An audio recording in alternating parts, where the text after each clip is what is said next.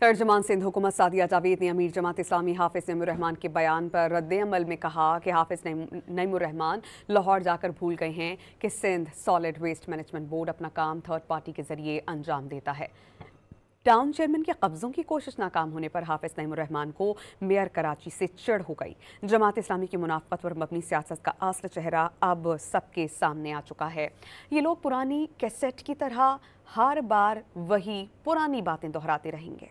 तर्जमान सिंध हुकूमत सादिया जावेद ने अमीर जमात इस्लामी हाफिज नईमुर्रहमान के बयान पर रद्द-ए-अमल में कहा कि हाफिज नईमुर्रहमान लाहौर जाकर भूल गए हैं कि Sindh solid waste management board अपना काम थर्ड पार्टी के जरिए अंजाम देता है।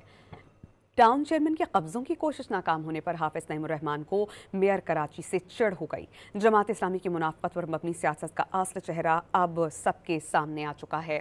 ये लोग पुरानी कैसेट की तरह हर बार वही पुरानी बातें दोहराते रहेंगे।